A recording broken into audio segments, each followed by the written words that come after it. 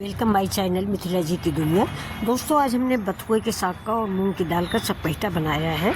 यानी मूंग की दाल और बथुआ का साग मिला के ये सपेटा बना है, जो खाने में भी टेस्टी है और हेल्थ के लिए भी दोस्तों बहुत ही पौष्टिक होता है। तो ये देखिए, मैंने नमक डाल दिया है, थोड़ी हींग डाल दिया है, बथुआ धो के डाल दिया है। दोस्तों, बथुआ काफ़ी धोए क्योंकि खेत से आती है, फिर मार्केट में रखी रहती है। इनकी पत्तियों में पता नहीं क्या बहुत सारी धूल जमा होती है, तो अगर 4-5 बार ना धुलो नमक पानी से या गर्म पानी से, तो सपेटा जो बन के तैयार होता है वो खिसकता रहता है।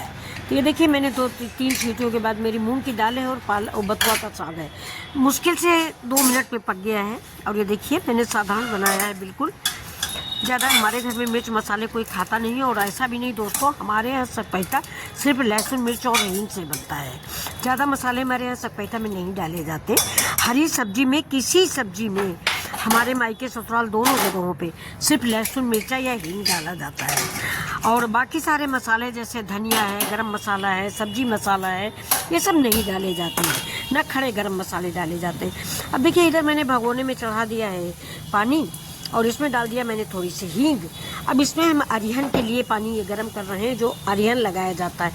ये देखिए, तो मैंने इसमें 1.5 चम्मच से करीब मक्के का आटा डाल दिया है। मक्के का आटा ना हो तो आप बेसन डाल दें, ज्वार का आटा डाल दें, नहीं कुछ है तो गेहूं का आटा डाल दें, और उसको कायदे से मिक्स कर लें। ये अरिहन दोस्तों इसलिए लगाया जाता है कि जो हमारी मूँग की दाल और साग अलग अलग दिख रहा है, वो इसको बांध देगा, मतलब बाइंडिंग का काम करता है अरिहन। और कोई ख़ास बात नहीं है कि इसका कोई बेनिफिट है, बेनिफिट नहीं है। सिर्फ ये है कि जो हमारी दाल और साग अलग अलग बह रहा है ना, थाली में परसों तो साग अलग हो जाएगा, दाल अलग हो जाएगा, पानी अलग बह रहा, वो नहीं होगा। जैसे ही आप अरिहन लगाओगे, अब इसको आपके यहाँ क्या बोलते हैं नहीं जानते, हमारे इधर तो अरिहन ही बोलते हैं, अरिहन या अलहन या कुछ ऐसे ही बोला जाता है। तो ये हम जो है ना, इसको हम इसमें लगा देंगे कि ये बथुआ को और मूंग की दाल को एक साथ चिपकाने का काम कर देगा। तो जब हम थाली में परसेंगे, कटोरी में परसेंगे, तो पूरा मिक्सिंग करके दिखाएगा। तो ये देखिए, मैंने अरिहन लगा दिया है।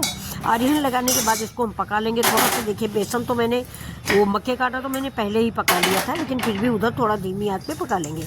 अब इधर मैंने भगोना पैन चढ़ा दिया है, और पैन में देखिए थोड़ा सरसों का तेल डाल दिया है। लेकिन दोस्तों, मैं एक बात आपको बता दूं कि इसके जो तड़का लगता है, मूंग की दाल का सपेटा, उड़द की दाल का सपेटा, यानी कोई भी सपेटा, उसमें सरसों का तेल ज़्यादा इस्तेमाल होता है। उसी की खुशबू होती है, उसी की खाना होता है। हमारे यहाँ तो लोगों को सवेरे बासी ज़्यादा अच्छा लगता है सपेटा। लेकिन दोस्तों, हमने तेल बहुत कम डाला है, क्योंकि तेल हमारे घर में कोई पसंद नहीं करता, और ठीक भी है, मेरी भी तबीयत कम ठीक रहती है, तो तेल कम खाते हैं दोस्तों। तो ये देखिए, मैंने इसमें लहसुन खूब ज़्यादा से डाल दिया है, थोड़ा सा प्याज डाल दिया है, और ज़रा सी हींग फिर डाल दी है।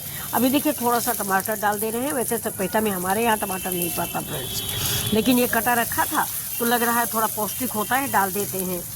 तो और जैसे सपेटा में हम लोग हल्दी नहीं डालते, लेकिन मैंने आज हल्दी डाली है। एंटीबायोटिक होती है, कोई ज़्यादा नुकसानदायक की नहीं है। और मैंने इसकी हल्दी की तो आपको बहुत पहले कहानी सुनाई है, साग वाली। तो ये देखिए, मैंने एक टमाटर डाल दिया है।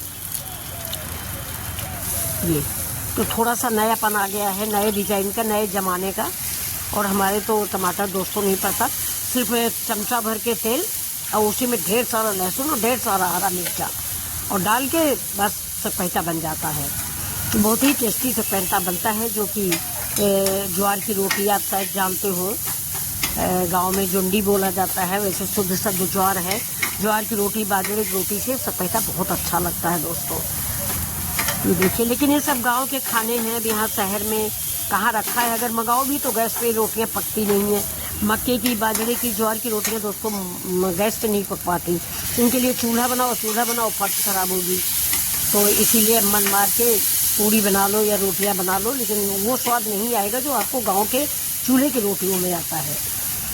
अब देखिए, थोड़ा सा मैंने सपेटा उधर से निकाल लिया, क्योंकि मसाला मेरा जल रहा है और पानी हमने डाला नहीं। पानी डालना ठीक नहीं, तो उधर का सपेटा एक चमचा निकाल के इसमें डाल दिया है, और ये मसाले मेरे पक गए हैं। अब देखिए, हम इसमें सपेटा डाल देंगे, क्योंकि मसाले है ही क्या है, मसाले कुछ है नहीं, जीरा, लहसुन, प्याज और हरा मिर्चा। अब उधर का सपेटा जो है ना, वो हम इसमें डाल देंगे। ये देखिए, मिक्स हो गया, तुरंत बंध गया, नहीं ऐसे बिल्कुल अलग अलग दिख रहा था। ये देखिए, सपेटा बन गया दोस्तों। सपेटा चावल से बहुत अच्छा लगता है। मैंने तो दलिया बनाई है आज, आप लोग चावल बनाइए, चावल से खाइए। बथुआ का सपेटा उड़द की दाल में बहुत अच्छा बनता है, लेकिन मैंने मूंग की दाल में बनाया। ये भी पौष्टिकता की वजह से बनाया है बच्चों। आप लोग बनाओ उड़द की दाल में और खूब प्यार से खाओ। ठंड है, ठंड में खूब खाओ, साग मस्त रहो, गर्मियों के लिए तैयार रहो। अब ये देखिए सपेटा बन के रेडी हो गया है ना, माउथ वाटरिंग सपेटा। कैसा लग रहा है आप लोगों को? बहुत ही अच्छा लग रहा है, बहुत ही महक रहा दोस्तों। सिंपल सी रेसिपी है और ज़्यादा ना मिर्च ना मसाले, लेकिन फिर भी बहुत ही टेस्टी बन गया है। ये देखिए विलेज स्टाइल के सपेटा है, इसको हमारे यहाँ सपेटा बोलते हैं, इधर शामली साइड सपेटा कहते हैं। तो चलिए दोस्तों, ये मेरा सपेटा बन गया। अगर आपको पसंद आ रहा हो तो लाइक शेयर सब्सक्राइब करें मिथिला जी की दुनिया। और फिर मिलेंगे आपसे अगले वीडियो में ऐसे ही रेसिपी के साथ। उम्मीद करती हूँ कि आप सब्सक्राइब ज़रूर करेंगे, लाइक करेंगे। नमस्कार दोस्तों।